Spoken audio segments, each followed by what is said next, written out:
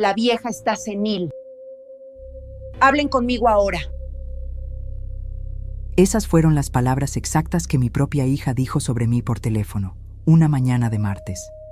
Ella no tenía idea de que yo había estado escuchando cada una de sus llamadas, y tampoco sabía que yo había encontrado el rastreador que escondió en mi carro. Lo que vendría después le enseñaría que su madre, senil, sabía exactamente lo que estaba haciendo. No lloré cuando lo descubrí. No grité. No la confronté. 38 años trabajando con números y fraudes me habían enseñado algo valioso. La mejor evidencia es la que el culpable no sabe que estás recopilando. Y durante 17 días completos, apliqué cada lección con mi propia hija. Tomé mi bolso ese martes 15 de abril por la mañana, guardé ciertos documentos y le dije con una calma que hasta a mí me sorprendió: disfruta tu semana, mijita. Nos vemos el domingo en la comida familiar. Vi confusión en sus ojos. Ella esperaba lágrimas. Esperaba súplicas. No imaginaba lo que su tranquila madre había planeado. La luz entraba suave por las ventanas, creando ese brillo dorado sobre la mesa de madera donde habíamos desayunado juntas miles de veces. Todo se veía normal, tranquilo, pero mis manos temblaban mientras sostenía la taza blanca con flores azules que ella me había regalado el Día de las Madres. Temblaban de una rabia fría que había estado conteniendo desde aquella tarde en el estacionamiento. El metal del dispositivo estaba frío al tacto cuando lo encontré. Frío y pesado, como si cargara el peso de la traición. Y fue en ese momento cuando decidí que mi hija aprendería una lección que nunca olvidaría. ¿Sabes qué fue lo peor? No fue encontrar el rastreador. Lo peor fue entender inmediatamente por qué estaba ahí. Mi hija Valentina tiene 34 años. Cabello castaño siempre perfectamente liso. Uñas de gel que cambia cada 2 semanas. Bolsas de diseñador que cuestan más que el sueldo mensual que yo ganaba antes de jubilarme. Se casó hace 7 años con un ingeniero llamado Roberto. Viven en una casa de 3 pisos en la zona residencial. Tienen 2 carros importados. Viajan 3 veces al año. Y desde mi divorcio hace 6 meses, ella había estado insistiendo, rogando, casi exigiendo que yo fuera a vivir con ellos. Mamá, estás sola. Ya tienes 61 años. ¿Qué haces viviendo en esa casa tan grande? Vente con nosotros. Podemos cuidarte mejor. Cuidarme. Esa palabra. La escuché tantas veces que empecé a sentir náuseas cada vez que salía de su boca. Pero yo no quería mudarme. Me gusta mi casa. Me gusta mi independencia. Me gusta levantarme a las 7 de la mañana y tomar mi café en el jardín que yo misma sembré. Me gusta ir a misa los domingos sin pedirle permiso a nadie. Me gusta visitar a mis amigas cuando quiero.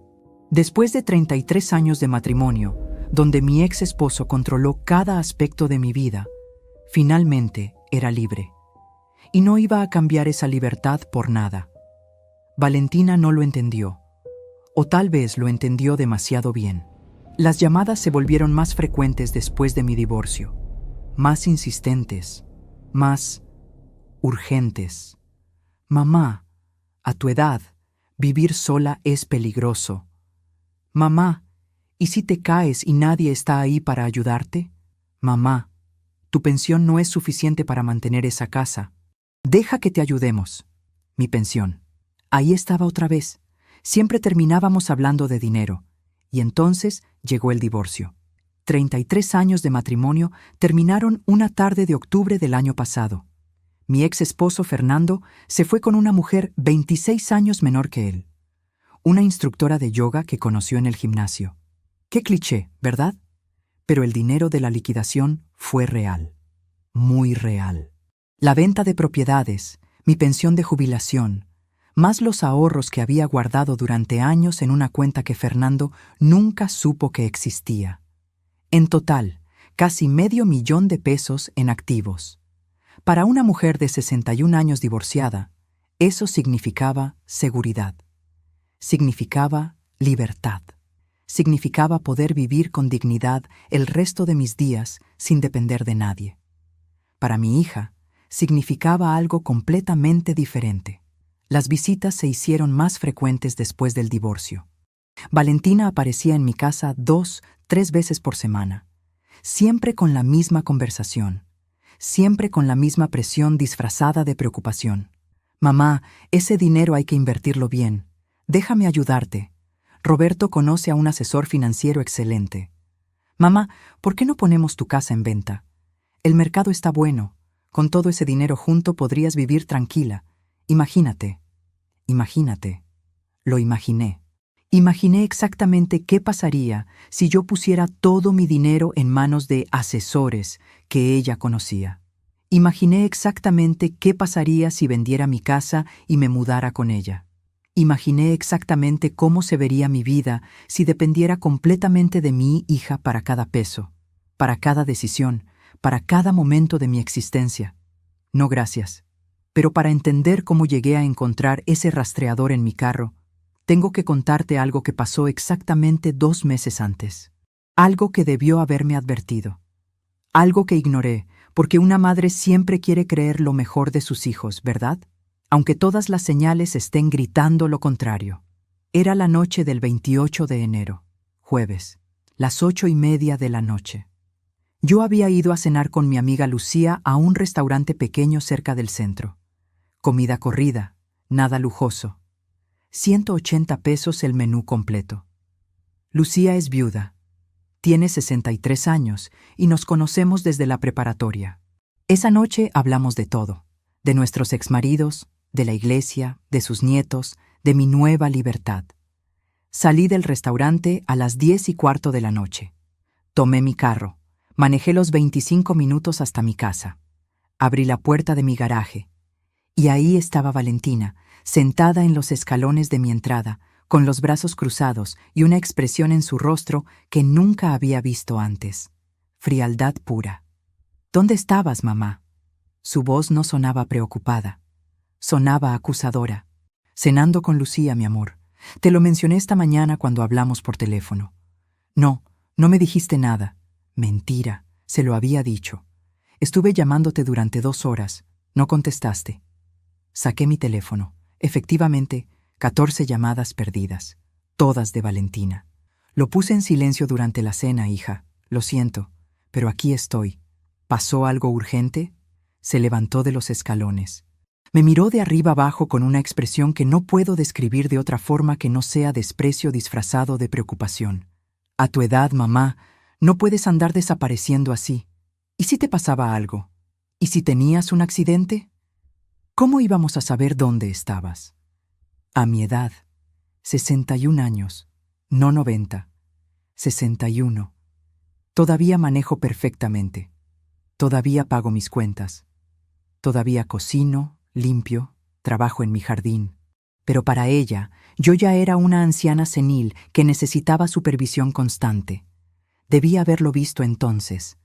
Debía haber entendido que esa noche no era sobre preocupación maternal, era sobre control.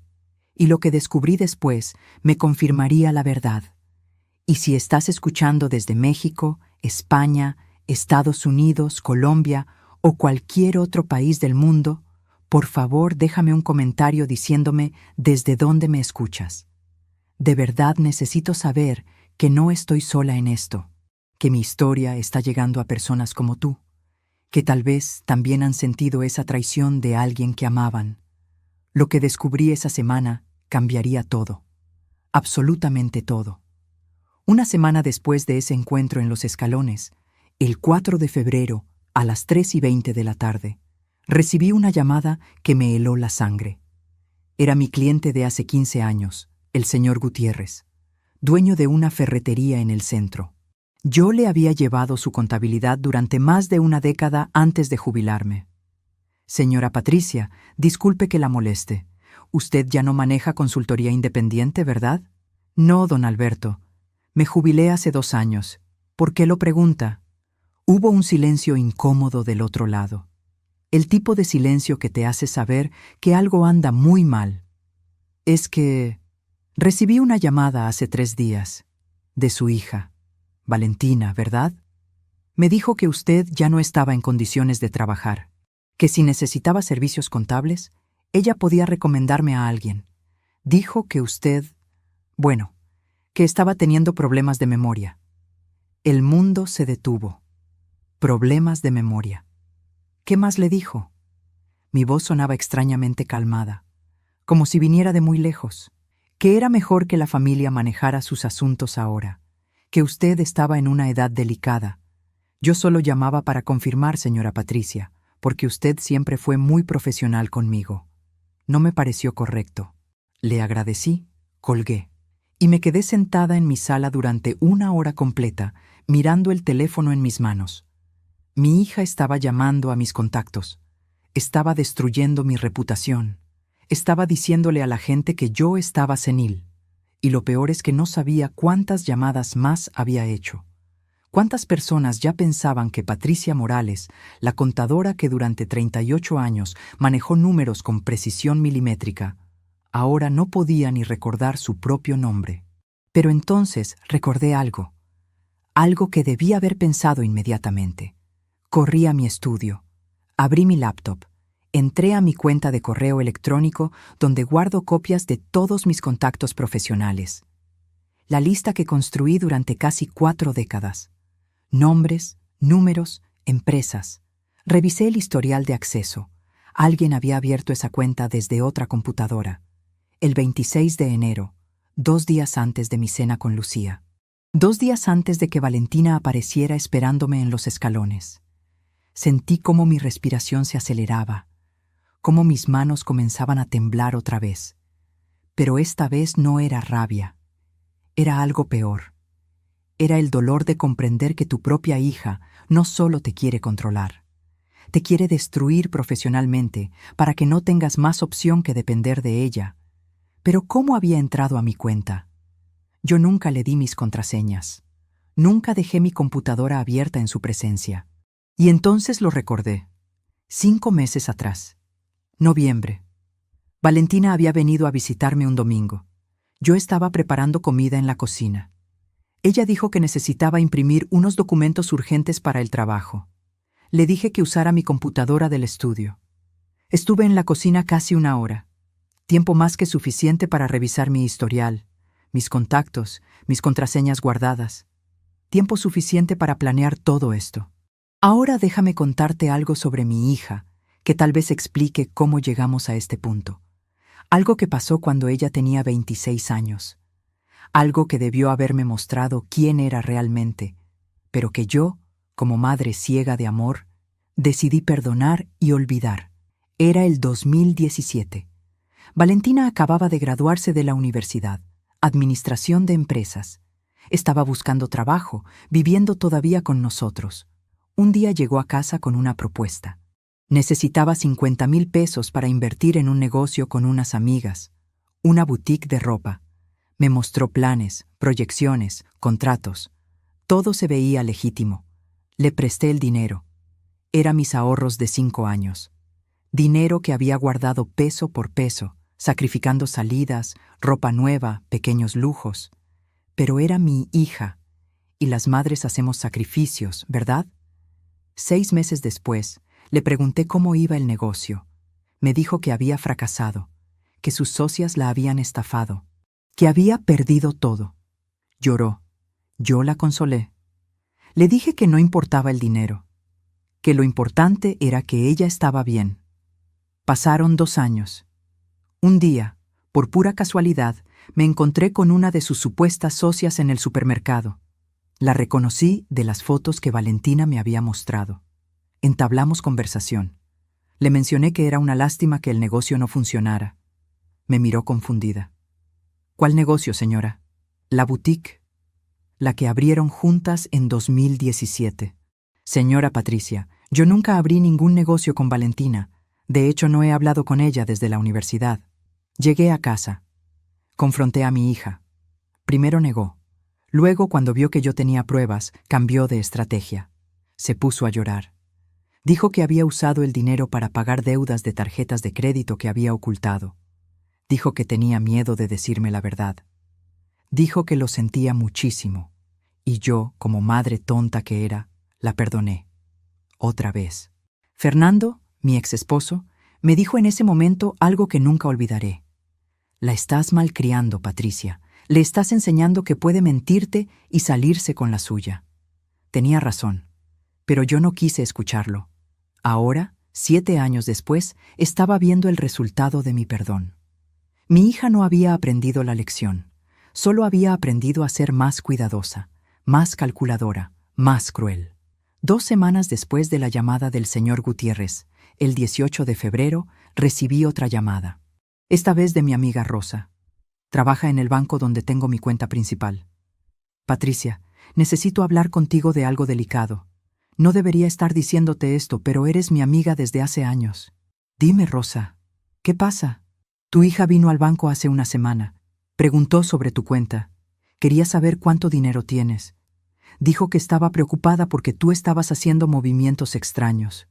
Obviamente no le dimos ninguna información, pero fue la manera en que preguntaba, como si tuviera derecho a saber, como si estuviera preparándose para algo. Preparándose para algo. Esas palabras resonaron en mi mente durante días, porque Rosa tenía razón. Valentina se estaba preparando. Cada visita, cada llamada, cada pregunta sobre mi dinero, sobre mi casa, sobre mi salud. Todo era parte de un plan más grande, pero yo también podía prepararme. Esa misma tarde fui a una tienda de electrónicos. Compré algo que nunca pensé que necesitaría usar contra mi propia hija. Una grabadora de voz pequeña, del tamaño de una memoria USB. 3,200 pesos, que serían la mejor inversión que haría en mi vida. A partir de ese día, cada vez que Valentina me visitaba, esa grabadora estaba en mi bolsillo, encendida, guardando cada palabra, cada insulto disfrazado de preocupación, cada mentira envuelta en amor maternal. Y entonces llegó el 30 de marzo, el día que cambiaría todo. Fui al supermercado esa tarde, nada especial, compras de rutina. Regresé a casa a las 6 de la tarde, guardé las cosas, y cuando fui a buscar mi suéter que había dejado en el carro esa mañana, lo vi, debajo del asiento del conductor, medio escondido, un pequeño dispositivo negro con una luz verde parpadeante. Lo tomé, lo examiné, y entendí exactamente qué era: un rastreador GPS. Mi propia hija había estado siguiendo cada uno de mis movimientos. Sabía exactamente dónde estaba en cada momento, a qué hora salía, a dónde iba, cuánto tiempo me quedaba en cada lugar. Y entonces, en ese instante, con ese pedazo de metal frío en mis manos, algo se rompió dentro de mí. No mi corazón. Eso ya estaba roto. Se rompió mi miedo. Se rompió mi necesidad de ser la madre comprensiva. Se rompió cualquier rastro de duda sobre lo que tenía que hacer. Pero aquí viene lo interesante, lo que mi hija no sabía, lo que ella nunca imaginó. Yo no quité el rastreador, lo dejé exactamente donde estaba, con su lucecita verde parpadeando, registrando cada movimiento, porque si ella quería espiarme, perfecto. La dejaría espiar todo lo que quisiera. Mientras tanto, yo estaría documentando algo mucho más valioso: la verdad sobre quién era realmente mi hija. Y solo faltaban 17 días para que esa verdad saliera a la luz. El 31 de marzo, un día después de encontrar el rastreador, desperté a las 6:42 de la mañana con una claridad mental que no había tenido en meses. Preparé mi café, me senté en mi jardín y tomé una decisión. Si Valentina quería jugar a este juego, yo jugaría, pero con mis propias reglas. Lo primero que hice fue investigar ese rastreador. Busqué en internet el modelo exacto. Descubrí que no solo rastreaba mi ubicación, también guardaba un historial completo de todos mis movimientos durante los últimos 30 días. Y lo más interesante, se conectaba a una aplicación en el teléfono de quien lo instaló. Mi hija había estado viendo cada lugar que visitaba, cada tienda, cada restaurante, cada consultorio médico, la casa de cada amiga, durante un mes completo. Eso explicaba tantas cosas. Explicaba por qué, 3 semanas atrás, cuando fui al banco a hacer un trámite, ella me llamó esa misma tarde preguntando, casualmente, si necesitaba ayuda con mis finanzas. Explicaba por qué, cuando visité a mi abogado para actualizar mi testamento, ella apareció 2 días después insistiendo en que ella debía ser mi albacea. Explicaba por qué sabía exactamente cuándo estaba sola en casa y cuándo estaba fuera. Me había estado vigilando como si fuera una criminal, como si fuera su propiedad. Pero dos podían jugar este juego. Esa misma mañana, a las 9:15, llamé a mi sobrino Javier. Tiene 30 años, trabaja en sistemas. Es de las pocas personas en mi familia en quien todavía confío. Tía, ¿qué necesitas? Necesito que me ayudes con algo técnico y necesito que no le digas absolutamente nada a nadie, especialmente a Valentina. Hubo una pausa. Javier conoce a mi hija desde que eran niños. Sabe cómo es. Dime qué necesitas. Le expliqué la situación, el rastreador, las llamadas a mis clientes, la entrada no autorizada a mi correo electrónico. Javier escuchó todo en silencio. Tía Patricia, esto es grave. Esto es acoso. Podrías denunciarla. Todavía no, Javier. Primero necesito entender qué tan profundo es esto. ¿Puedes ayudarme? ¿Qué necesitas exactamente? Necesito saber si hay algo más, si solo es el rastreador o si hay otras cosas. Y necesito evidencia. Evidencia que no se pueda negar. Javier vino a mi casa esa tarde a las 4:30. Revisó mi computadora, revisó mi teléfono, y lo que encontró me dejó sin palabras. Mi teléfono tenía instalada una aplicación que yo nunca había autorizado. Una aplicación que permitía ver mis mensajes de texto, mis llamadas, incluso activar mi micrófono de forma remota. ¿Cuándo fue la última vez que dejaste tu teléfono sin supervisión?, preguntó Javier. Y entonces lo recordé. 2 meses atrás. Valentina había venido a visitarme. Yo estaba en el baño. Dejé mi teléfono en la mesa de la sala. Cuando salí, ella estaba guardando su propio teléfono en su bolsa. Dijo que había estado revisando sus redes sociales. Mentira. Había estado instalando esa aplicación en mi teléfono. Javier, ¿puedes quitarla sin que ella se dé cuenta? Puedo hacer algo mejor. Puedo dejarla instalada, pero modificarla para que tú sepas exactamente cuándo está escuchando. Y puedo hacer que solo reciba la información que tú quieres que reciba. Mi sobrino era un genio. Durante las siguientes 2 horas, Javier trabajó en mi teléfono y en mi computadora. Cuando terminó, me explicó todo detalladamente. Ahora yo tendría control. Podría grabar conversaciones. Podría saber cuándo Valentina estaba monitoreándome. Y lo más importante, podría alimentarla con información falsa si era necesario. Tía, una cosa más. Deberías considerar contratar a un abogado. Lo que ella está haciendo no solo es inmoral, es ilegal. Ya tengo abogado, Javier. Y no te preocupes. Cuando llegue el momento indicado, todo esto saldrá a la luz. Faltaban 16 días. El 2 de abril, viernes, a las 11:20 de la mañana, Valentina apareció en mi casa sin avisar. Tocó el timbre. Yo estaba en la cocina preparando agua de Jamaica. Tomé aire.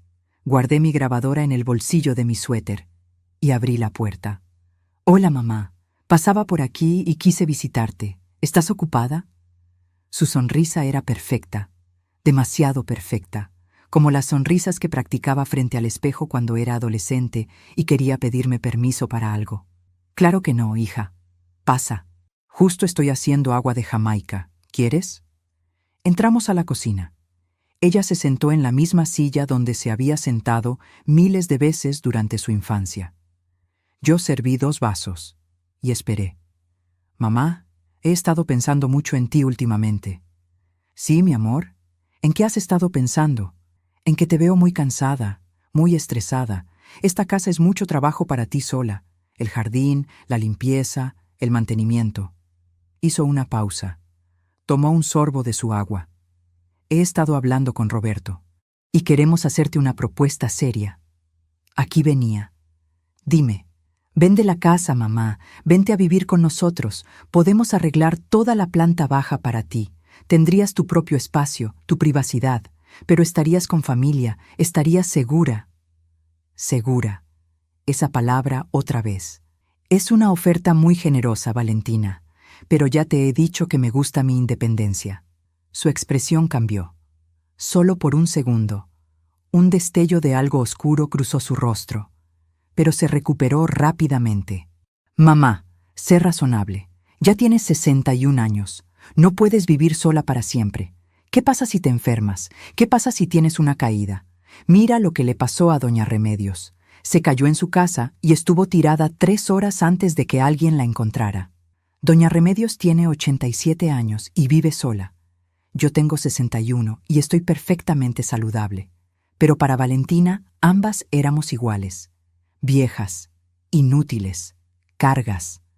Aprecio tu preocupación, de verdad, pero estoy bien aquí. Se inclinó hacia adelante. Tomó mis manos. Sus manos estaban frías. Siempre las había tenido frías, incluso de niña. Mamá, esto no es solo por ti, es por mí también. Me preocupo constantemente. Llamo y a veces no contestas. Vengo a visitarte y no estás. Me da miedo que algo te pase y yo no me entere hasta que sea demasiado tarde. Ahí estaba otra vez, el control disfrazado de amor.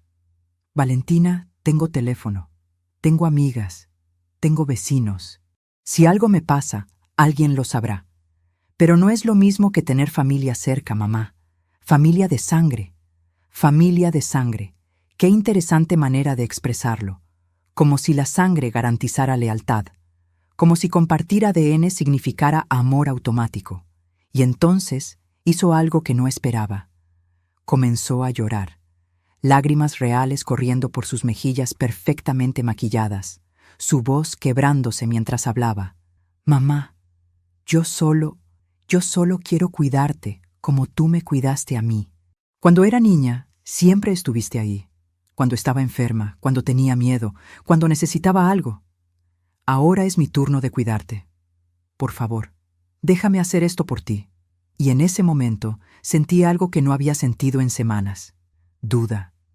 ¿Y si estaba equivocada? ¿Y si realmente ella solo estaba preocupada? ¿Y si yo estaba viendo maldad donde solo había amor torpe y mal expresado? Apreté su mano, limpié sus lágrimas con mi otra mano, y dije lo que cualquier madre diría. Está bien, mi amor, está bien. Voy a pensarlo seriamente. Te prometo que lo voy a considerar. Su rostro se iluminó. Me abrazó. Y por un momento, solo por un momento, sentí que tenía a mi niña de vuelta. A la pequeña Valentina que me abrazaba después de las pesadillas, a la adolescente que lloraba en mis brazos después de su primera decepción amorosa, a mi hija. Pero entonces, mientras me abrazaba, escuché algo, un sonido suave, casi imperceptible, el sonido de mi teléfono notificando algo. Valentina se separó, secó sus lágrimas, sonrió. Gracias, mamá, sabía que lo entenderías. Bueno, tengo que irme. Tengo una cita con mi entrenador personal a la 1. Se fue. La vi alejarse en su BMW blanco. Esperé hasta que desapareció al dar vuelta en la esquina. Y entonces revisé mi teléfono. Javier había programado una alerta. Una alerta que me avisaba cada vez que alguien accedía a la aplicación espía que Valentina había instalado. Ella había estado monitoreándome durante toda nuestra conversación. Había estado verificando que yo realmente estuviera en casa, que realmente estuviera sola, que no hubiera nadie más escuchando. Las lágrimas habían sido reales, pero no eran lágrimas de amor, eran lágrimas de frustración, lágrimas de una manipuladora que estaba perdiendo el control. Y en ese momento entendí algo fundamental. Mi hija no me amaba, me necesitaba callada, dependiente, controlada. Me necesitaba fuera del camino para poder acceder a mi dinero, a mi casa, a mi vida. Pero yo no iba a darle ese gusto. Solo faltaban 15 días para la comida familiar. 15 días para que todos vieran quién era realmente Valentina Morales. Y yo tenía mucho trabajo por hacer. Tal vez tú que me escuchas has pasado por algo similar. Tal vez alguien que amas te ha manipulado con lágrimas falsas y preocupaciones fingidas. Si es así, comparte tu historia en los comentarios. Necesito saber que no soy la única que ha sentido este tipo de traición, que no soy la única que ha descubierto que el amor puede ser usado como arma. El 5 de abril, lunes, a las 2:37 de la tarde, recibí una llamada de mi hermana Sofía. Vive en Monterrey. Hablamos una vez por semana, generalmente los domingos después de misa. Patricia, ¿estás bien? Valentina me llamó esta mañana. Estaba muy preocupada por ti. Sentí cómo mi estómago se apretaba. ¿Qué te dijo exactamente? Que has estado comportándote extraño, que te olvidas de cosas, que el otro día fuiste al banco y no recordabas tu NIP. Me preguntó si yo había notado algo raro cuando hablamos. Respiré profundamente. Mantuve mi voz calmada, controlada. Sofía, ¿tú has notado algo raro en mí? No, para nada. Por eso te llamo. Me pareció muy extraño lo que decía. Tú siempre has sido la más organizada de todas nosotras. ¿Te dijo algo más? Hubo una pausa. Podía escuchar la incomodidad en el silencio de mi hermana. Dijo que tal vez deberías ver a un neurólogo, que a tu edad es importante descartar, bueno, ya sabes, Alzheimer, demencia, senilidad. Mi hija estaba contactando a mi familia. Estaba plantando semillas de duda en cada persona que me conocía. Estaba construyendo un caso meticuloso para declararme mentalmente incompetente. Sofía, escúchame bien. Estoy perfectamente bien. Valentina está exagerando. Pero necesito que me hagas un favor. Si ella vuelve a llamarte, solo escúchala y dime exactamente qué dice. ¿Puedes hacer eso por mí? Claro, hermana. Pero Patricia, ¿pasa algo que debas saber? Pronto lo sabrás todo, te lo prometo. Solo dame 2 semanas más. Faltaban 12 días. El 7 de abril, miércoles, a las 10:40 de la mañana, fui al supermercado. Necesitaba hacer compras para la comida del domingo, la comida donde todo saldría a la luz. Estaba en el pasillo de verduras cuando la vi, Valentina, con un hombre. No era Roberto, su esposo. Este hombre era más joven, alto, musculoso. Vestía pants deportivos y una playera ajustada que mostraba cada músculo. Tenían las manos entrelazadas. Ella reía. Él la besó en la mejilla. Me escondí detrás de una exhibición de sandías. Saqué mi teléfono y tomé fotos. 3 fotos claras donde se veían sus rostros perfectamente. Los seguí a distancia. Los vi entrar juntos al estacionamiento. Los vi subir al mismo carro, un Mustang rojo. Tomé foto de la placa. Y entonces recordé algo. Valentina había mencionado a su entrenador personal. Había dicho que tenía cita con él a la 1 el viernes pasado. Este debía ser él. Llamé a Javier esa misma tarde. Necesito que investigues una placa. Le di el número. 2 horas después tenía un nombre. Sebastián Rojas, 29 años. Entrenador personal en un gimnasio de la zona norte. Soltero. Tía, ¿quieres que investigue más? Sí, quiero saber todo. ¿Dónde vive? ¿Dónde trabaja? Y si es posible, quiero saber desde cuándo conoce a Valentina. Me va a tomar un par de días. Tengo tiempo, todavía. Faltaban 10 días. El 9 de abril, viernes, Valentina vino a visitarme otra vez. Esta vez traía a Roberto con ella. Era la primera vez que lo veía en casi 2 meses. Roberto es un hombre callado, ingeniero civil, 36 años. Siempre fue educado conmigo, pero distante, como si nunca supiera bien qué decir a su suegra. Se sentaron juntos en mi sala. Valentina tomó la palabra. Mamá, Roberto y yo hemos estado hablando mucho sobre tu situación y hemos tomado una decisión. Una decisión, no una sugerencia, no una propuesta, una decisión. Queremos ayudarte a vender la casa. Ya hablé con un agente inmobiliario. Puede venir la próxima semana a hacer una evaluación. El mercado está excelente. Podrías sacar fácilmente 800,000 pesos. Miré a Roberto. Él no me miraba a los ojos. Miraba sus manos, sus zapatos. Cualquier cosa excepto mi rostro. ¿Y tú qué opinas de esto, Roberto? Él abrió la boca, la cerró, miró a Valentina. Ella le apretó la mano. Un apretón que no era de cariño, era de advertencia. Yo creo que Valentina tiene razón, doña Patricia. Esta casa es mucha responsabilidad para usted sola. Doña Patricia. Así me había llamado siempre, con ese respeto forzado que mantiene distancia. Entiendo. ¿Y ya decidieron qué haré con ese dinero? Valentina sonrió. Esa sonrisa que había perfeccionado durante años. La sonrisa que decía, confía en mí, mientras sus ojos decían, no tienes opción. Obviamente tú decidirás, mamá, Pero Roberto y yo podemos ayudarte a invertirlo. Conocemos instrumentos financieros que te darían muy buenos rendimientos, y así podrías vivir tranquila con nosotros sin preocuparte por nada. Instrumentos financieros, rendimientos, palabras bonitas para decir, danos control de tu dinero. Suena interesante, pero necesito tiempo para pensarlo. La sonrisa de Valentina se congeló. Mamá, ya has tenido tiempo. Llevamos meses hablando de esto. En algún momento tienes que tomar una decisión. Y la tomaré, pero no hoy. Se levantó. Roberto se levantó con ella. La tensión en la sala era tan espesa que podía sentirse en el aire, como humedad antes de la tormenta. Mamá, yo solo estoy tratando de ayudarte. No entiendo por qué eres tan terca. Terca. Ahí estaba, la primera grieta en su máscara perfecta. No soy terca, hija, solo soy cuidadosa. ¿Cuidadosa de qué? ¿De tu propia familia? Cuidadosa con decisiones importantes que afectan mi futuro. Ella tomó su bolsa. Una bolsa Prada que costaba 45,000 pesos. Yo lo sabía porque me había mandado el link 3 meses atrás, solo para que la vieras. 45,000 pesos en una bolsa. Pero no tenía dinero para ayudarme si yo lo necesitaba. ¿Sabes qué, mamá? Haz lo que quieras. Sigue viviendo sola en esta casa enorme.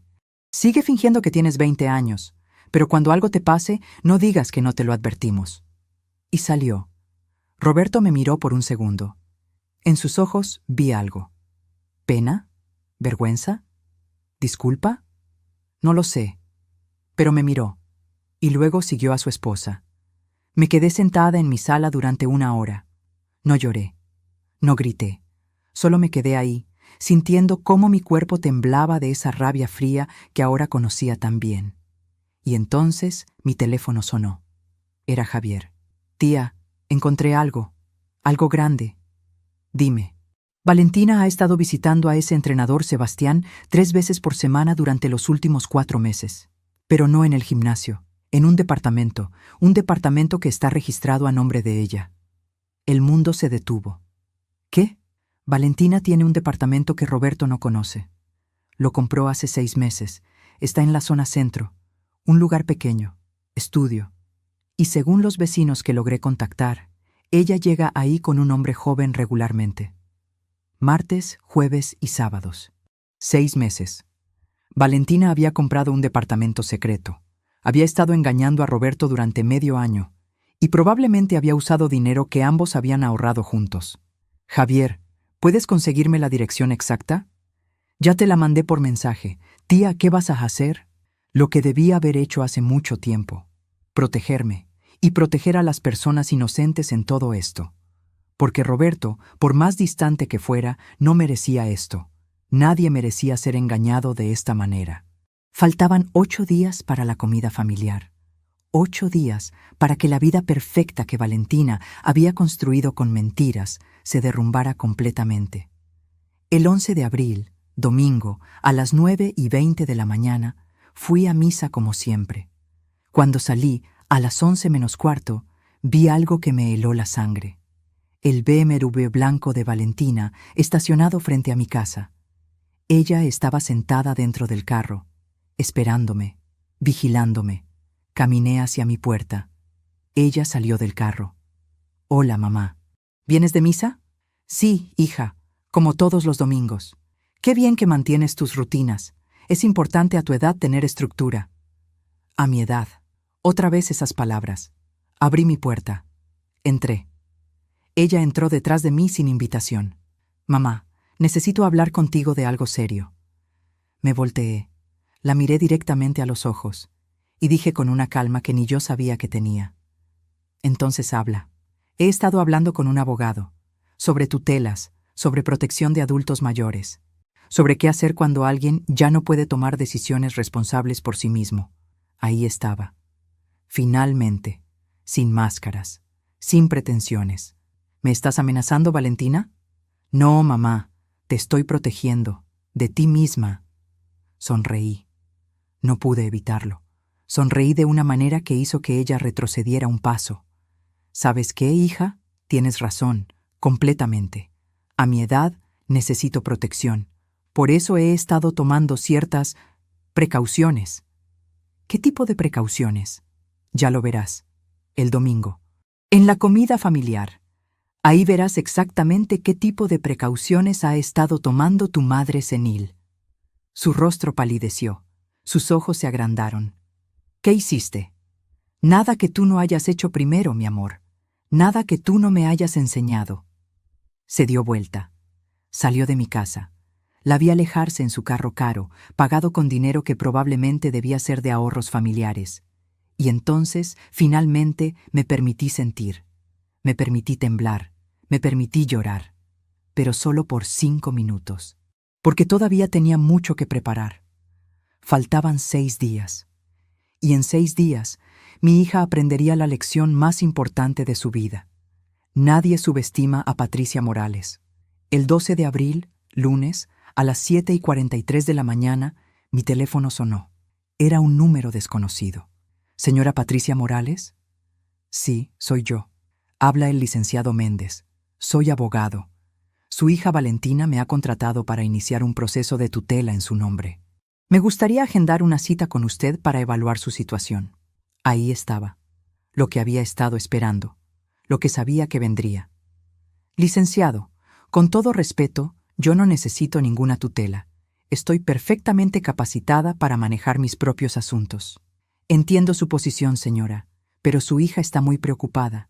Me ha mostrado evidencia de comportamientos preocupantes, salidas nocturnas sin avisar, olvidos frecuentes, decisiones financieras cuestionables. Evidencia. Ella había estado construyendo un caso. Cada vez que no le contestaba el teléfono, cada vez que salía sin decirle a dónde iba, cada vez que rechazaba su ayuda. Todo lo había estado documentando para usarlo en mi contra. Licenciado Méndez, si mi hija quiere iniciar un proceso legal contra mí, que lo haga. Pero le advierto algo. Yo también tengo evidencia, y cuando llegue el momento, la presentaré. Buen día. Colgué. Mis manos no temblaban. Mi voz no había flaqueado. 38 años trabajando con números me habían enseñado a mantener la calma incluso cuando todo se estaba derrumbando. Llamé inmediatamente a mi propia abogada, la licenciada Ramírez, 62 años, una de las mejores abogadas familiaristas de la ciudad. La conocía desde hacía 15 años. Patricia, me alegra que llamaras. Necesitamos hablar. ¿Ya te enteraste? Un colega me comentó que Valentina está buscando iniciar un proceso de interdicción. Es serio, Patricia, muy serio. Lo sé, por eso te llamé. Necesito que estés lista para el domingo, para la comida familiar. Voy a necesitar que estés ahí. ¿Qué estás planeando? Justicia, simple justicia. Le expliqué todo, cada detalle, el rastreador, las llamadas a mis clientes, la aplicación espía en mi teléfono, el departamento secreto, el engaño a Roberto, las grabaciones que había estado recolectando durante semanas. Cuando terminé, hubo un silencio largo. Patricia, esto es más grave de lo que pensaba. Esto no es solo manipulación familiar. Esto es acoso, invasión de privacidad, posible fraude. Lo sé, y quiero que todos lo sepan. El domingo, cuando toda la familia esté reunida. ¿Estás segura? Una vez que abras esa caja de Pandora, no hay vuelta atrás. Estoy completamente segura. Mi hija cruzó una línea, y es tiempo de que enfrente las consecuencias. Faltaban 5 días.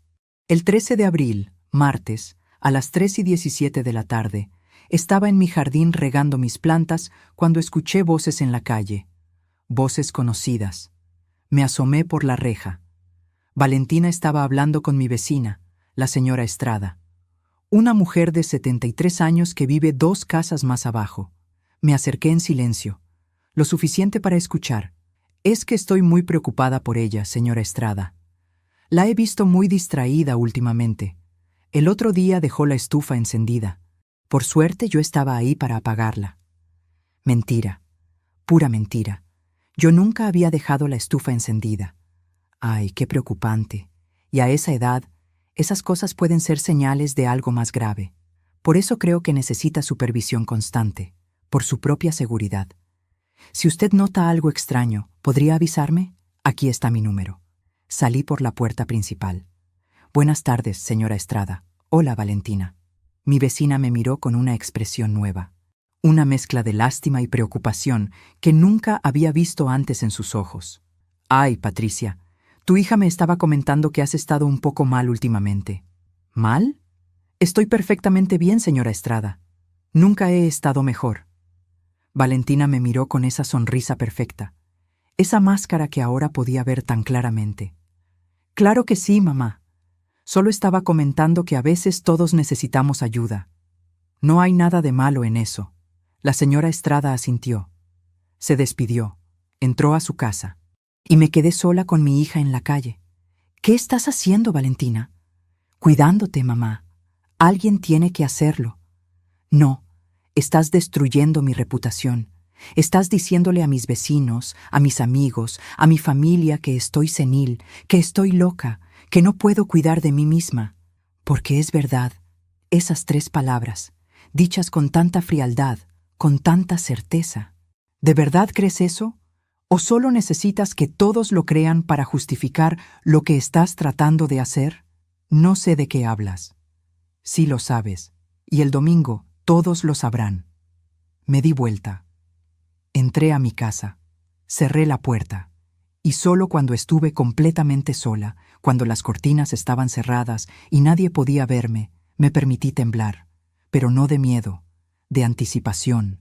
Faltaban 4 días. El 14 de abril, miércoles, a las 11:05 de la noche, recibí un mensaje de Roberto. Era la primera vez que me contactaba directamente en meses. Doña Patricia, necesito hablar con usted. Es urgente. ¿Podemos vernos mañana? Le respondí inmediatamente.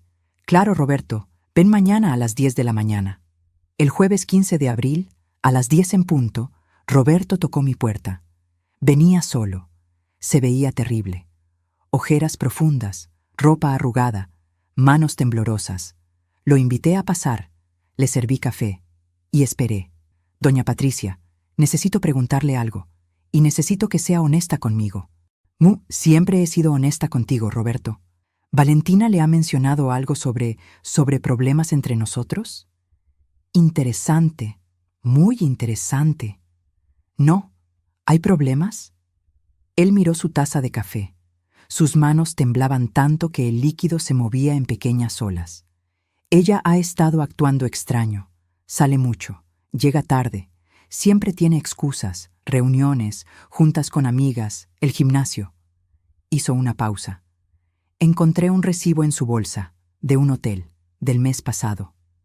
Ahí estaba, la grieta en el matrimonio perfecto. ¿Se lo mencionaste? Sí. Dijo que había sido una reunión de trabajo, que necesitaban un lugar privado para discutir un proyecto. Pero doña Patricia, Valentina no ha trabajado en 3 años. Desde que nos casamos, dejó su empleo. Tomé una decisión en ese momento. Una decisión que tal vez cambiaría todo. Roberto, ¿confías en mí? Sí. Entonces, necesito que vengas el domingo a la comida familiar. Y necesito que mantengas la mente abierta. Porque vas a descubrir cosas difíciles, pero necesito que estés ahí. ¿Qué cosas? No puedo decirte ahora, pero el domingo todo tendrá sentido, te lo prometo. Él me miró con esos ojos cansados, asintió, se levantó, y antes de irse, dijo algo que me rompió el corazón. Usted siempre fue buena conmigo, doña Patricia, mejor de lo que merecía. Lamento no haber sido mejor yerno. Roberto, tú no tienes nada de qué disculparte, nada. Se fue. Y yo me quedé en mi sala, pensando en ese hombre bueno que estaba a punto de descubrir que su esposa perfecta era una mentira. Faltaban 3 días. El viernes 16 de abril, exactamente a las 11:15 de la mañana, mi teléfono espía me alertó. Valentina había activado el micrófono remoto. Estaba escuchando. Sonreí. Era el momento perfecto. Llamé a mi hermana Sofía. Puse el altavoz. Hermana, ¿cómo estás? Bien, Patricia. ¿Y tú? Muy bien. Oye, solo quería confirmar que vienes el domingo a la comida familiar. Es importante, muy importante. Claro que voy. ¿Pasa algo especial? Sí, voy a hacer un anuncio. Sobre mi futuro, sobre la casa, sobre muchas cosas, y quiero que toda la familia esté presente.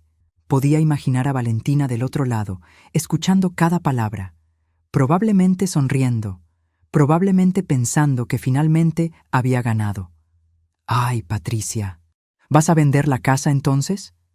Todo se revelará el domingo, hermana. Todo. Colgué. Y entonces hablé directamente al teléfono, sabiendo que ella estaba escuchando. Solo 3 días más, Valentina. 3 días más y todos sabrán la verdad. La aplicación se desconectó abruptamente. Ella había dejado de escuchar. Me recosté en mi sillón. Cerré los ojos. Y por primera vez en semanas, dormí profundamente. Mientras tanto, tú que me escuchas desde México, Colombia, España, Argentina, Estados Unidos o cualquier rincón del mundo donde se hable español, escribe el nombre de tu ciudad en los comentarios. Me gustaría saber hasta dónde están llegando mis palabras, hasta dónde viaja esta historia de traición y justicia, porque lo que vendría después no sería solo mi historia, sería la historia de todos los que alguna vez han sido subestimados, de todos los que han sido llamados viejos, inútiles, seniles, de todos los que han guardado silencio mientras recolectaban evidencia. Solo faltaban 2 días, y yo estaba lista. El sábado 17 de abril, desperté a las 5:32 de la mañana.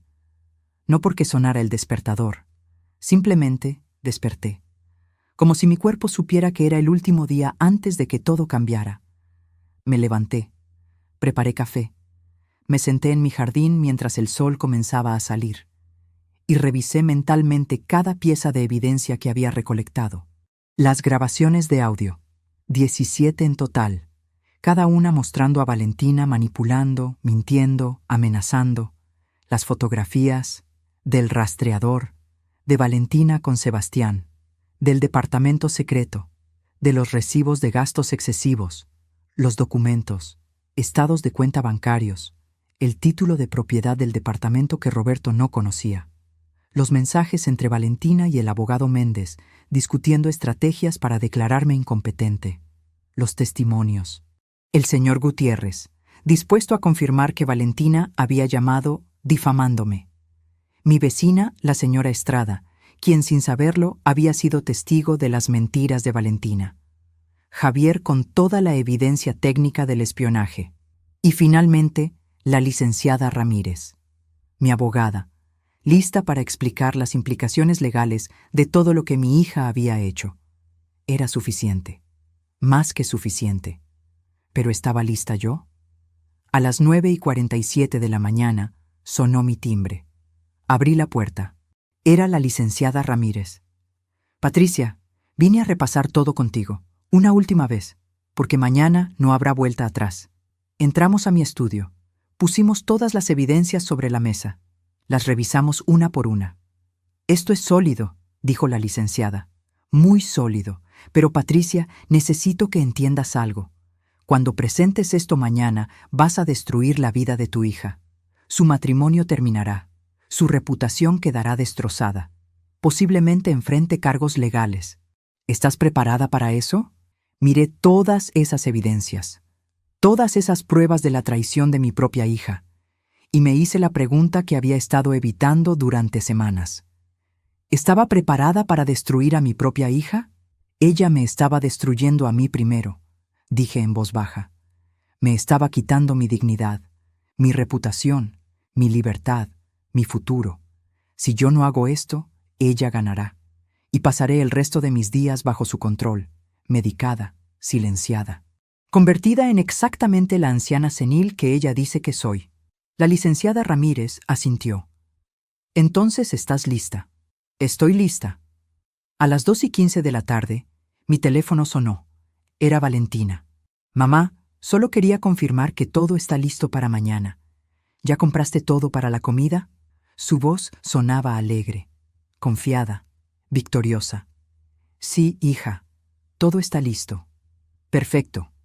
Vamos a llegar a la 1 en punto. Voy a traer un postre. Tiramisú. Compré uno en esa pastelería cara que te gusta. 1,200 pesos. Solo lo mejor para ti, mamá. $1,200 en un postre. Pero no tenía dinero para ayudarme cuando lo necesitaba. ¡Qué considerada hija! Mamá, también quería decirte algo. Sé que hemos tenido diferencias últimamente. Sé que has sentido que te presiono mucho, pero quiero que sepas que todo lo que hago es porque te amo, porque quiero lo mejor para ti. Esas palabras que una vez habrían hecho que mi corazón se derritiera, ahora solo me hacían sentir vacía. Lo sé, Valentina, lo sé. Mañana va a ser un buen día, mamá, un día importante. Creo que finalmente vamos a llegar a un entendimiento. Tienes razón, hija. Mañana será muy importante, para todos nosotros. Colgué, y me quedé mirando el teléfono durante largo rato. Ella pensaba que había ganado. Pensaba que mañana yo anunciaría que vendería la casa, que me mudaría con ella, que le daría control sobre mi vida y mi dinero. No tenía idea de lo que realmente iba a pasar. A las 5:40 de la tarde salí a caminar. Algo que hacía todos los días. Sabía que el rastreador en mi carro registraría que no me había movido. Sabía que Valentina probablemente estaría verificando mi ubicación. Caminé por mi vecindario. El mismo vecindario donde había vivido durante 30 años. Pasé por la escuela donde Valentina había estudiado la primaria. Por el parque donde la empujaba en los columpios cuando tenía 5 años. Por la iglesia donde hizo su primera comunión. Recordé a esa niña pequeña, de ojos brillantes y sonrisa sincera, la niña que me abrazaba y me decía, «Te amo, mami», sin ningún motivo.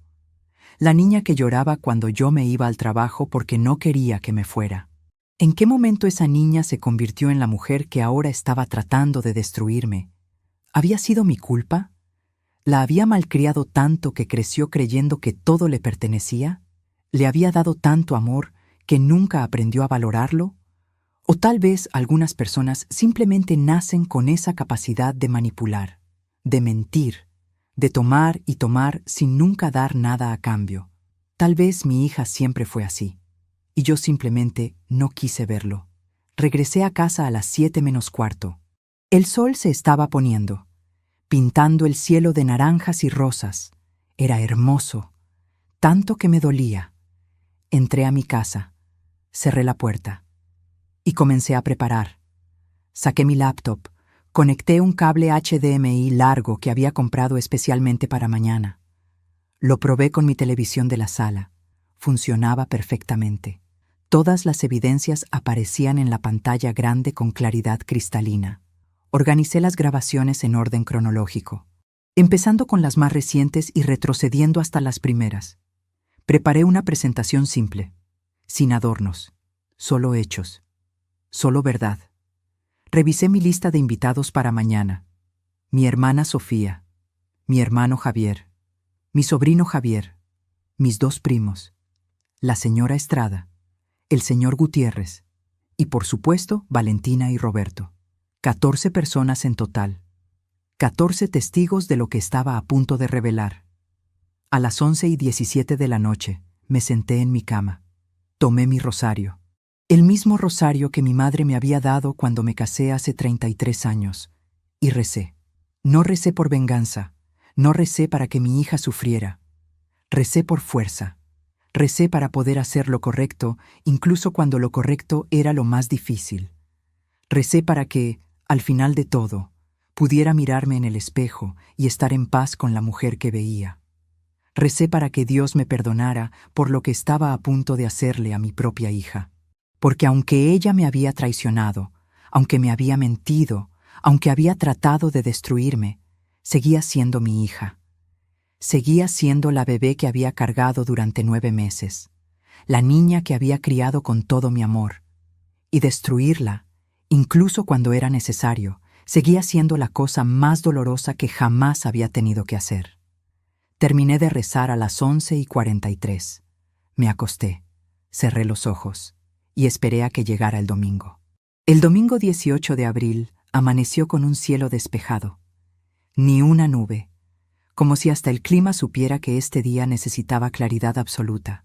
Me levanté a las 6 en punto. Me duché.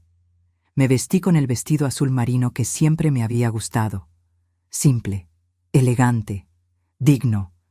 Me maquillé ligeramente. Me peiné. Me puse los aretes de perlas que mi madre me había dejado cuando murió. Me miré en el espejo y vi a una mujer de 61 años. Una mujer con líneas de expresión alrededor de los ojos, con algunas canas que se negaba a teñir, con manos que mostraban décadas de trabajo. Pero también vi a una mujer fuerte, una mujer que había sobrevivido un matrimonio controlador, que había criado a una hija sola la mayoría del tiempo, que había construido una carrera exitosa, que había mantenido su dignidad incluso cuando todo a su alrededor se derrumbaba. Vi a Patricia Morales y estaba orgullosa de ella. A las 8 de la mañana comencé a cocinar. Pollo en mole, arroz rojo, frijoles refritos, tortillas hechas a mano, agua de horchata. Los platillos que había cocinado para mi familia durante décadas. Mientras cocinaba, recordé todas las otras comidas familiares, los cumpleaños, las navidades, los días de las madres, todas esas veces que había preparado comida con amor, con esperanza, con la ilusión de que la familia era para siempre. Hoy sería diferente. Hoy la comida no sería sobre celebración, sería sobre verdad. A las 11:30, todo estaba listo. La comida caliente en la estufa, la mesa puesta para 14 personas, las servilletas dobladas, los vasos llenos de agua fresca. Y en mi estudio, escondida de la vista, mi laptop conectada y lista, con todas las evidencias organizadas, con todas las verdades esperando ser reveladas. A las 12:42 sonó el timbre. Los primeros invitados estaban llegando. Era mi hermana Sofía y mi hermano Javier. Los abracé. Los invité a pasar. Preparé café mientras ellos se acomodaban en la sala. «Huele delicioso, hermana», dijo Sofía. «Como siempre». «Gracias. Puse todo mi corazón en esta comida». Y era verdad, porque sabía que podría ser la última vez que cocinaba para mi familia como la conocía. Después de hoy, todo cambiaría. Para siempre. A las 12:58 llegaron mis primos. A las 12:59 llegó el señor Gutiérrez con su esposa. Exactamente a la 1 en punto, llegó Roberto, solo, sin Valentina. «Doña Patricia, Valentina viene en camino. Tuvo que pasar a recoger el postre». «No hay problema, Roberto, pasa». A la 1:07 vi por la ventana el BMW blanco de Valentina estacionándose frente a mi casa. La vi salir. Llevaba un vestido blanco, tacones altos, cabello perfecto, maquillaje impecable. Se veía como un ángel. Abrí la puerta antes de que tocara. «Hola, mamá». Me besó en la mejilla. Su perfume era caro. $200 la botella. Lo sabía porque me había mostrado la foto meses atrás. «Hola, hija. Pasa. Todos están esperando». Entramos juntas a la sala. Valentina saludó a todos con esa sonrisa perfecta, esa máscara que había perfeccionado durante años. Roberto la miró de una manera extraña, como si estuviera viendo a una desconocida. Serví la comida. Todos comimos. La conversación fluyó normalmente. Risas, historias, recuerdos. Y todo el tiempo yo sentía cómo mi corazón latía más y más rápido, porque sabía lo que vendría después. A las 2:32 de la tarde, cuando todos habían terminado de comer, me levanté. Golpeé ligeramente mi vaso con una cuchara. «Familia, gracias por venir hoy. Los llamé porque tengo algo importante que compartir con todos ustedes». Valentina sonrió. Esa sonrisa de victoria. «Pero antes de empezar», continué, «me gustaría que todos vieran algo. Algo que cambiará su perspectiva sobre muchas cosas». Fui a mi estudio, traje mi laptop, la conecté a la televisión, y mientras la pantalla se encendía, miré a mi hija. Vi cómo su sonrisa comenzaba a desvanecerse. Vi cómo el miedo empezaba a reemplazar la confianza en sus ojos. «Lo que van a ver», dije con voz clara y firme, «es la verdad completa sobre los últimos meses. Y les advierto, no será fácil de ver». Mi dedo se movió hacia el botón de reproducir. Y en ese momento, supe que no había vuelta atrás. Mañana sería diferente. Todo sería diferente. Presioné el botón. La primera imagen que apareció en la pantalla fue una foto del rastreador GPS. pequeño, negro, con su luz verde parpadeante. Esto, dije con voz calmada, es lo que encontré debajo del asiento de mi carro el 30 de marzo. Un rastreador GPS, instalado sin mi conocimiento, sin mi permiso. Escuché los murmullos alrededor de la mesa. Vi cómo todos miraban la pantalla, cómo luego miraban a Valentina. Ella se puso pálida, completamente pálida. Sus manos, que estaban sobre la mesa, comenzaron a temblar. «Mamá, yo puedo explicar». «No», interrumpí. Mi voz era firme, controlada. «Ya tendrás tiempo de hablar. Primero, todos verán la evidencia completa». Presioné el siguiente archivo. El historial del rastreador apareció en pantalla. Cada lugar que había visitado durante 30 días, mi casa, el supermercado, la iglesia, la casa de mis amigas, el banco, el consultorio de mi abogada. Como pueden ver, cada uno de mis movimientos fue monitoreado. Cada lugar donde estuve, cada hora del día, durante un mes completo. Mi hermana Sofía se llevó una mano a la boca. Sus ojos estaban llenos de lágrimas. «Valentina, ¿cómo pudiste?», susurró. «Yo estaba preocupada», dijo Valentina. Su voz sonaba defensiva, aguda.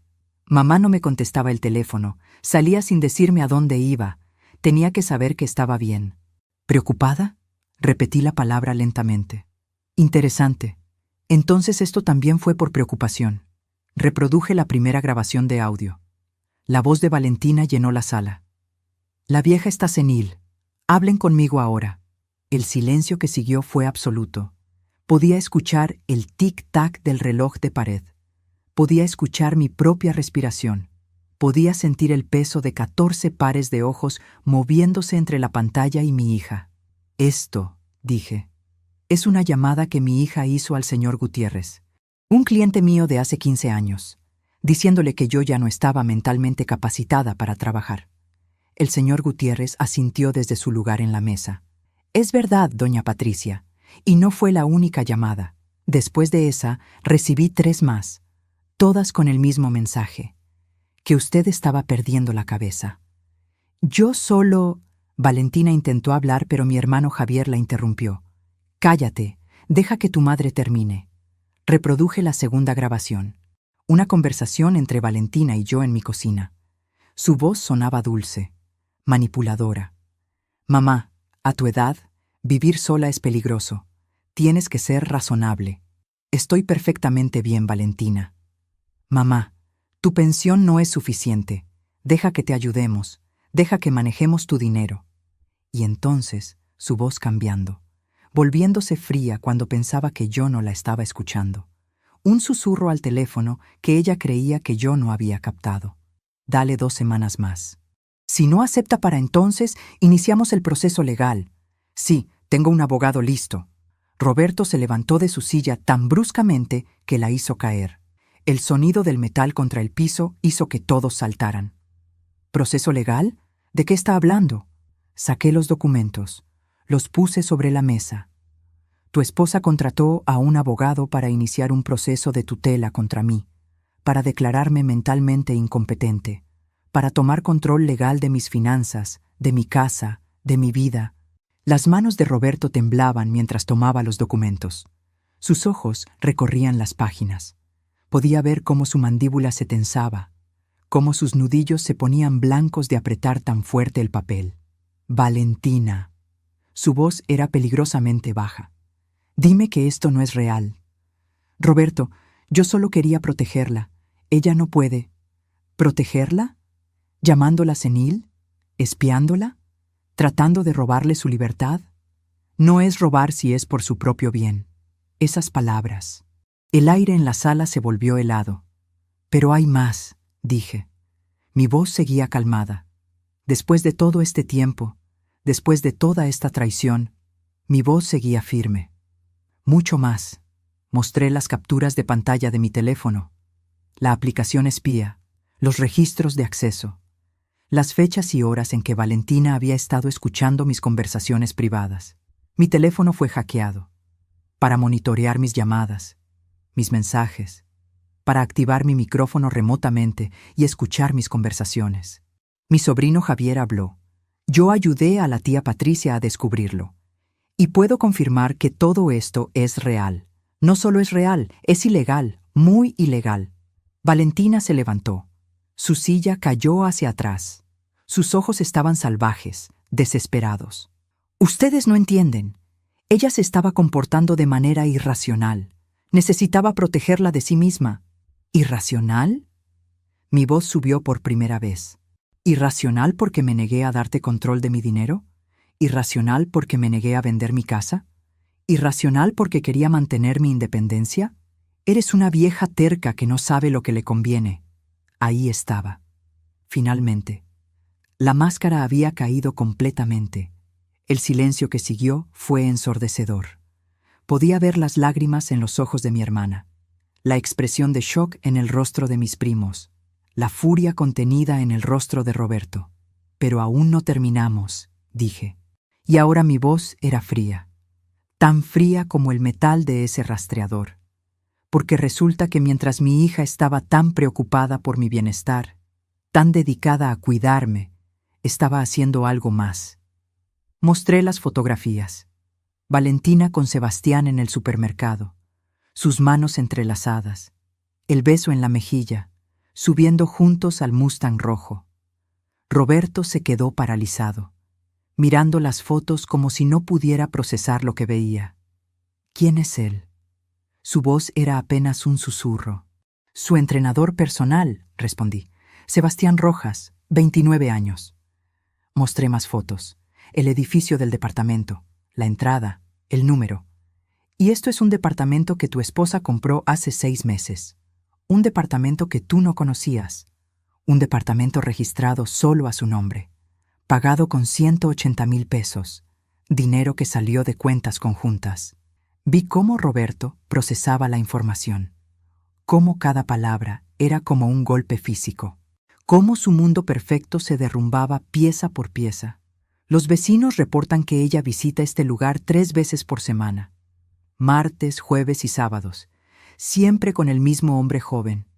Se quedan aproximadamente 2 horas. ¡Mentira!, Valentina gritó. Todo esto es mentira. Mamá está inventando todo porque está resentida. ¿Resentida? La licenciada Ramírez habló por primera vez. Señora Valentina, soy la abogada de su madre. Y puedo confirmar que cada pieza de evidencia aquí presentada es real y verificable. De hecho, lo que su madre ha documentado constituye varios delitos. Acoso, invasión de privacidad, posible fraude. Valentina miró a su alrededor, buscando un aliado, buscando a alguien que la defendiera, pero todos la miraban con una mezcla de horror y decepción. Roberto, por favor, tienes que creerme. Yo te amo. Ese hombre no significa nada. ¿No significa nada? Roberto rió. Una risa amarga. Rota. ¿Compraste un departamento secreto por alguien que no significa nada? ¿Gastaste 180,000 pesos de nuestros ahorros por alguien que no significa nada? Yo iba a decírtelo. Solo necesitaba el momento correcto. ¿Cuándo? ¿Cuando terminaras de robarle su vida a tu madre? ¿Cuando tuvieras control total de su dinero también? Valentina se volvió hacia mí, sus ojos llenos de lágrimas, pero ya no eran lágrimas de manipulación, eran lágrimas de pánico real. Mamá, por favor, soy tu hija, tu única hija. No puedes hacerme esto. Miré a esa mujer que alguna vez fue mi bebé, mi niña pequeña, mi razón de vivir, y sentí algo que me sorprendió. No sentí satisfacción, no sentí venganza cumplida. Sentí tristeza, una tristeza profunda y antigua que me llenaba hasta los huesos. Valentina, dije suavemente, tú hiciste esto, no yo. Cada decisión, cada mentira, cada traición, esas fueron tus elecciones. Yo solo quería lo mejor para ti. No, querías lo mejor para ti. Mi dinero, mi casa, mi control, pero no funcionó, porque subestimaste a tu madre. Pensaste que era una vieja tonta, una vieja senil, alguien fácil de manipular. Me levanté, caminé hacia ella, y por última vez hablé a mi hija con el amor de una madre. Yo te di todo, Valentina. Todo. Mi juventud, mi tiempo, mis sueños, mi amor incondicional, y tú lo tomaste todo como si fuera tu derecho, sin gratitud, sin respeto, sin amor. Mamá, pero esto termina hoy, aquí, ahora. Saqué el último documento, el que había preparado con mi abogada. Esta es una orden de restricción. No puedes acercarte a mí. No puedes contactarme. No puedes entrar a mi propiedad. Si lo haces, enfrentarás cargos criminales. El documento cayó sobre la mesa entre nosotras, y en ese momento vi el futuro dividirse en dos caminos. El camino donde perdonaba todo, donde dejaba que mi hija siguiera controlándome, donde perdía mi dignidad, mi libertad, mi yo, y el camino donde me mantenía firme, donde protegía lo que era mío, donde elegía mi propia paz sobre el amor tóxico. Elegí el segundo camino. Quiero que te vayas de mi casa, Valentina. Ahora. Valentina no se movió. Se quedó parada ahí, mirándome con una expresión que nunca había visto en su rostro. Una mezcla de incredulidad, rabia y algo más profundo. Miedo real. No puedes hacer esto, susurró. Soy tu hija, y yo soy tu madre, la madre a la que intentaste destruir. Roberto dio un paso hacia ella. Su voz era tan fría que hasta yo sentí el escalofrío. Valentina, recoge tus cosas, nos vamos. Roberto, por favor, no me toques. Se alejó cuando ella intentó agarrar su brazo. No me vuelvas a tocar en tu vida. Valentina miró alrededor de la mesa otra vez, buscando, rogando por alguien que la defendiera. Su mirada se detuvo en mi hermana Sofía. Tía, tú me conoces desde que nací. Sabes que yo nunca haría nada para lastimar a mamá. Ella está exagerando todo. Basta. Sofía se levantó. Las lágrimas corrían libremente por su rostro. Basta, Valentina. Vi las evidencias, escuché las grabaciones, vi las fotos. No hay exageración aquí, solo hay verdad. Una verdad horrible que no quiero creer, pero que no puedo negar. Pero llamaste a tu madre senil, la espiaste, trataste de robarle su libertad, su dignidad, su vida. La voz de Sofía se quebró. ¿Cómo pudiste? Patricia te dio todo, sacrificó todo por ti, y así le pagas.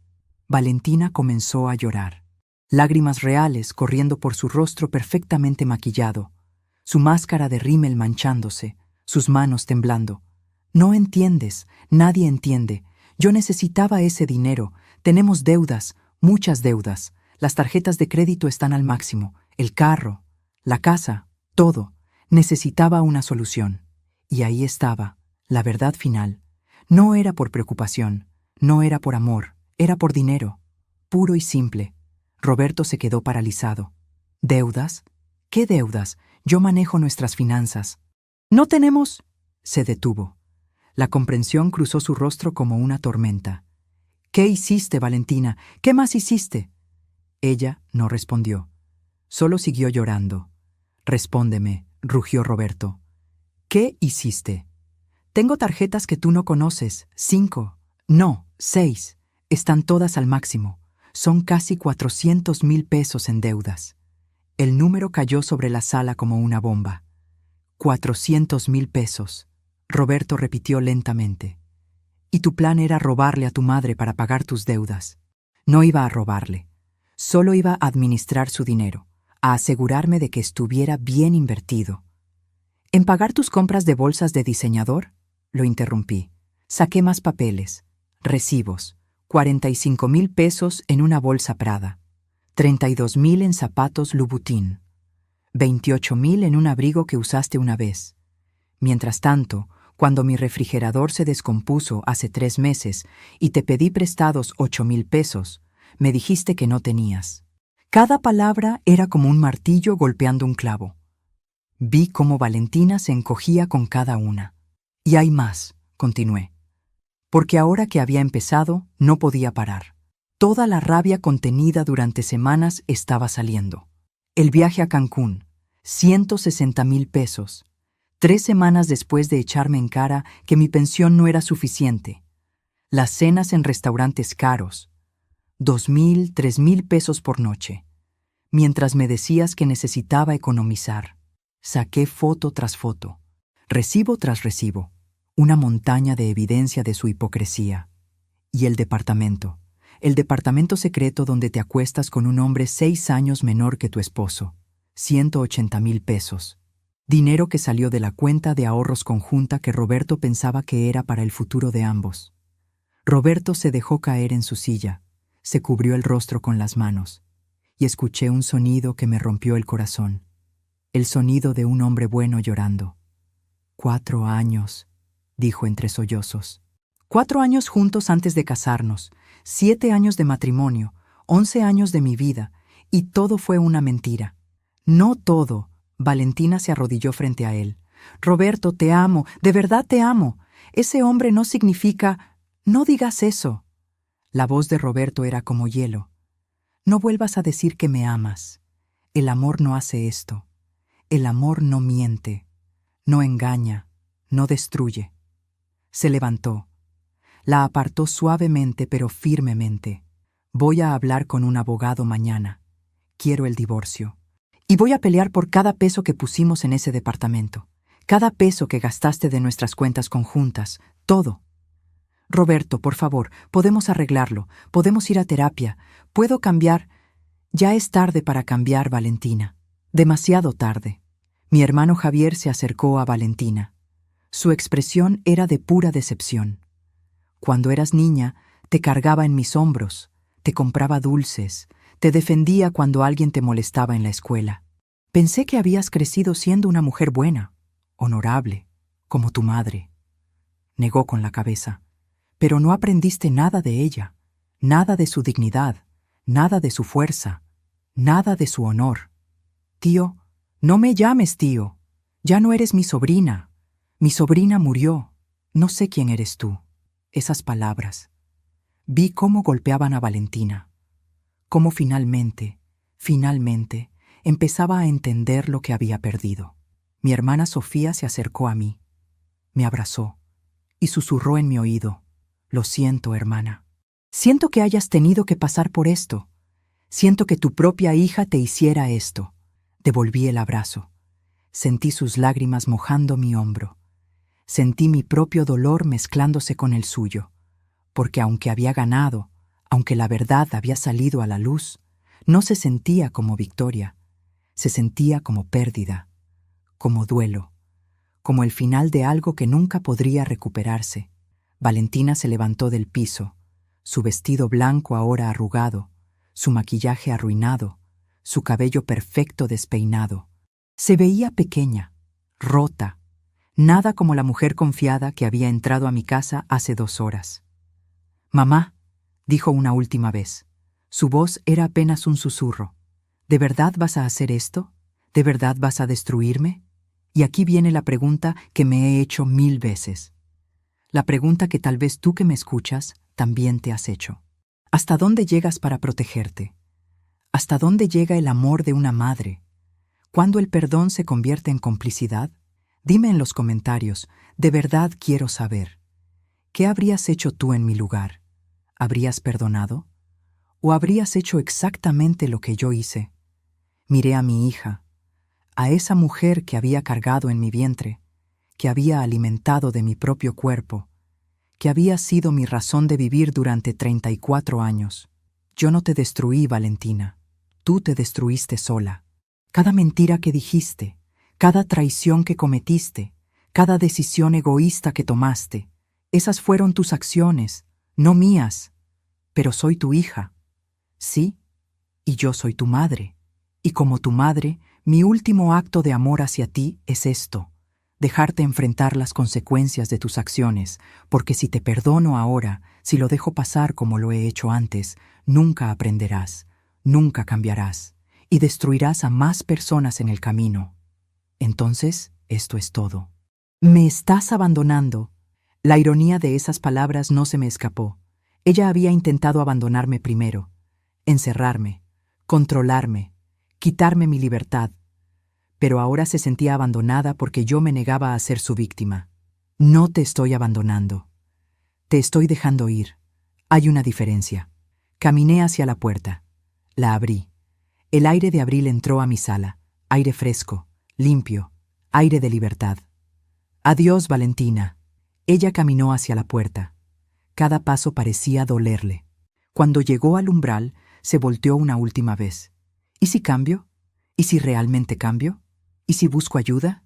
¿Y si pago cada peso que debo? ¿Volverás a hablarme? Pensé en esa pregunta durante un largo momento. Sentí el peso de 14 pares de ojos esperando mi respuesta. Tal vez, dije finalmente, en muchos años. Cuando hayas demostrado con acciones, no con palabras, que has cambiado. Cuando hayas reconstruido tu vida basándote en verdad en lugar de mentiras. Cuando puedas mirarme a los ojos y entender realmente el daño que causaste. Tal vez entonces, tal vez. ¿Cuántos años? Los que sean necesarios. Roberto apareció detrás de ella con su saco en la mano. Vámonos, Valentina, ya no tienes nada más que hacer aquí. Los vi alejarse. Vi el BMW blanco arrancar. Vi las luces traseras desaparecer al final de la calle, y entonces cerré la puerta. Me volteé hacia mi familia, hacia las personas que habían permanecido, que habían presenciado todo, que conocían la verdad completa. El señor Gutiérrez fue el primero en hablar. Doña Patricia hizo lo correcto. Sé que duele, sé que es su hija, pero hizo lo correcto. Mi hermana Sofía me abrazó otra vez. Eres la mujer más fuerte que conozco. Siempre lo has sido. Mi hermano Javier asintió. Papá estaría orgulloso de ti, mamá también. Y entonces, finalmente, me permití sentir todo. El dolor, el alivio, la tristeza, la libertad. Todo mezclado en una ola enorme que me golpeó con tanta fuerza que mis piernas casi ceden. Pero no caí. Me mantuve de pie. Porque eso es lo que Patricia Morales hace. Se mantiene de pie. La tarde se convirtió en noche. Mi familia se quedó conmigo. Limpiamos juntos, lavamos platos, guardamos comida y hablamos. Hablamos de todo lo que había pasado, de señales que deberíamos haber visto, de patrones que deberíamos haber reconocido. A las 9:43 de la noche, todos se fueron. Me quedé sola en mi casa, la casa que había luchado tan duro por mantener. Me senté en mi sala. Miré las paredes que yo misma había pintado, los cuadros que yo misma había colgado, los muebles que yo misma había elegido, y sentí algo que no había sentido en meses. Paz. Mi teléfono sonó, un mensaje de un número desconocido. Soy Roberto. Solo quería agradecerle por decirme la verdad. Merecía saberla. Y quería decirle que usted siempre será bienvenida en mi vida, sin importar lo que pase con Valentina. Usted es una mujer extraordinaria, doña Patricia, y fue un honor ser su yerno.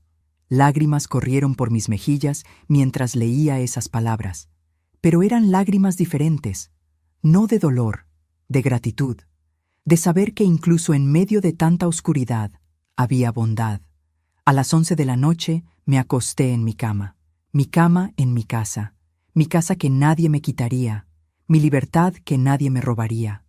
Cerré los ojos y dormí profundamente por primera vez en meses, porque había hecho lo correcto, había protegido lo que era mío, había mantenido mi dignidad, y aunque el precio había sido alto, más alto de lo que jamás imaginé, había valido la pena, porque yo seguía siendo Patricia Morales, 61 años, contadora jubilada, mujer libre, mujer fuerte, mujer que nunca, nunca volvería a ser subestimada.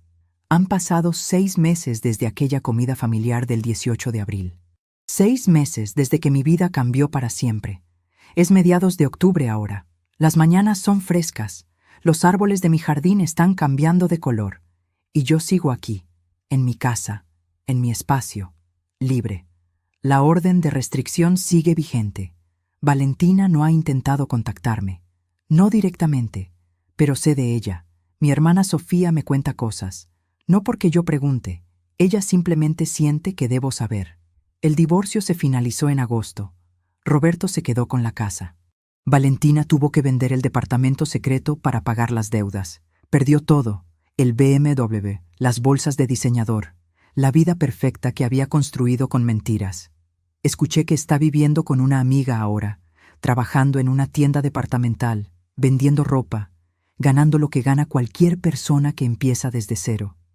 Parte de mí siente pena por ella, porque aunque me traicionó, aunque me lastimó de maneras que nunca imaginé posibles, sigue siendo mi hija. Eso nunca cambiará. Pero la otra parte de mí, la parte más fuerte, sabe que esto era necesario. Sabe que algunas veces el amor más grande que puedes darle a alguien es dejarlos caer, dejarlos enfrentar las consecuencias, dejarlos aprender. Roberto me visita una vez al mes. Siempre trae café y pan dulce. Nos sentamos en mi jardín y hablamos. De todo y de nada. Se está reconstruyendo, lentamente, pero lo está haciendo. La última vez que vino, hace 2 semanas, me dijo algo que me hizo llorar.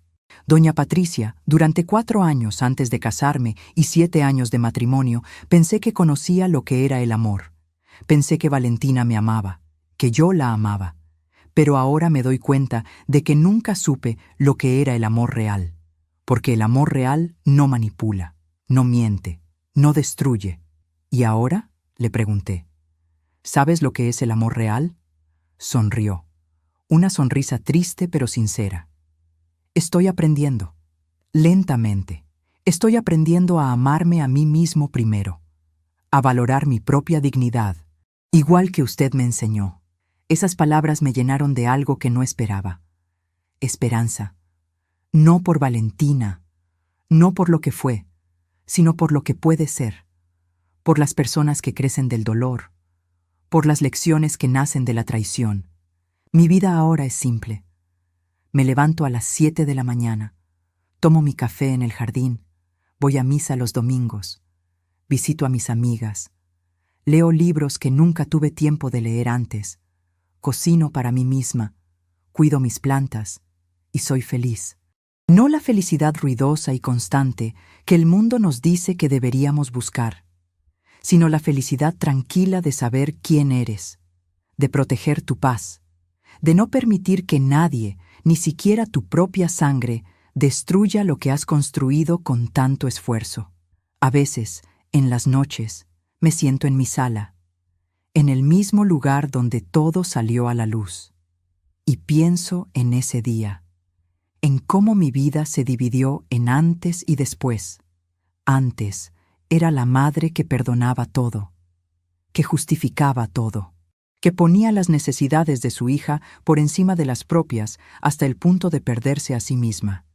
Después, me convertí en la mujer que elige su propia dignidad, que dice no, que pone límites, que entiende que el amor sin respeto es veneno disfrazado de dulzura. ¿Me arrepiento de lo que hice? Me lo preguntan mucho. Mi hermana, mis amigas, el padre en la iglesia. Y mi respuesta siempre es la misma. No, no me arrepiento de protegerme. No me arrepiento de decir la verdad. No me arrepiento de mantener mi libertad. ¿Me duele?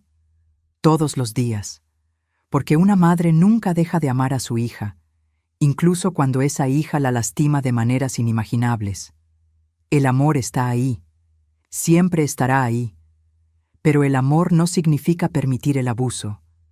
El amor no significa ser un mártir. El amor no significa sacrificar tu propia alma en el altar de la familia. He aprendido que puedes amar a alguien desde lejos. Puedes desearles bien sin permitirles entrar a tu vida. Puedes perdonar sin olvidar. Puedes seguir adelante sin regresar.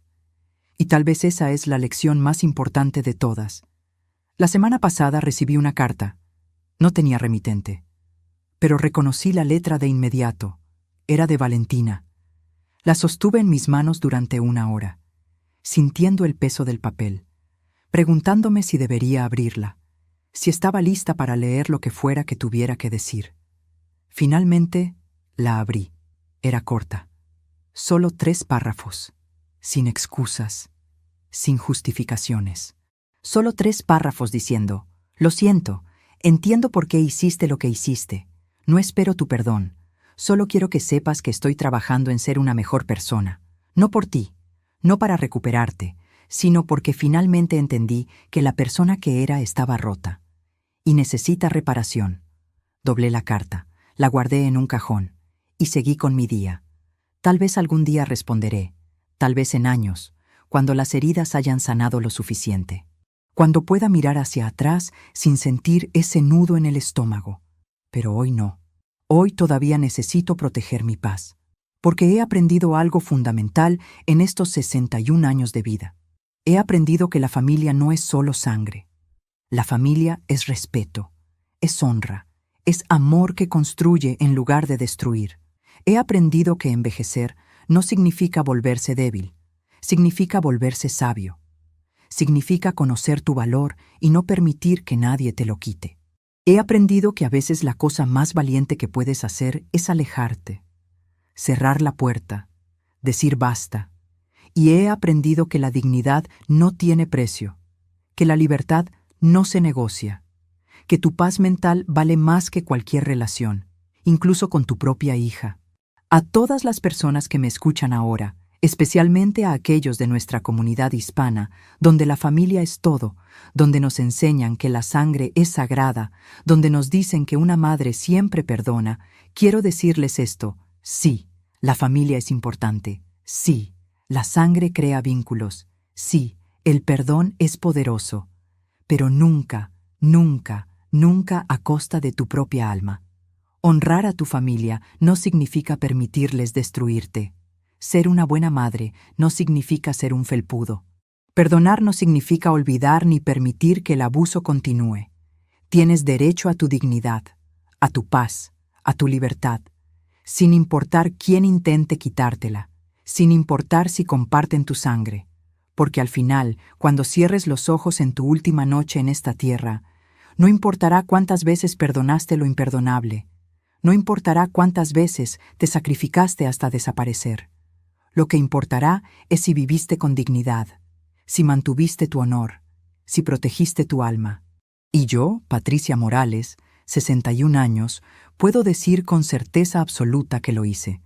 Hace 6 meses, mi hija me llamó senil, me espió, intentó robarme mi libertad, y yo le mostré que su madre sabía exactamente lo que estaba haciendo. Hoy sigo aquí, en mi casa, con mi dignidad intacta, con mi libertad preservada, con mi alma en paz. Y si Valentina está escuchando esto en algún lugar, quiero que sepa algo. Todavía rezo por ella todas las noches, todavía deseo que encuentre su camino. Todavía tengo esperanza de que algún día, tal vez en muchos años, podamos sentarnos juntas como madre e hija y hablar con honestidad verdadera. Pero eso depende de ella, no de mí. Ya hice mi parte, ya la crié, ya le di todo. Ahora le toca a ella crecer. Porque algunas puertas, una vez cerradas, requieren esfuerzo real para abrirse de nuevo. No lágrimas fáciles, no promesas vacías, sino cambio verdadero. Trabajo real. Tiempo suficiente para que las acciones demuestren lo que las palabras nunca podrán. Y hasta entonces, yo estaré aquí, tomando mi café cada mañana, cuidando mi jardín, viviendo mi vida, libre. Porque eso es lo que hago. Eso es lo que soy. Patricia Morales, mujer de 61 años, contadora jubilada, sobreviviente, luchadora. Y nadie, absolutamente nadie, volverá a llamarme senil y salirse con la suya.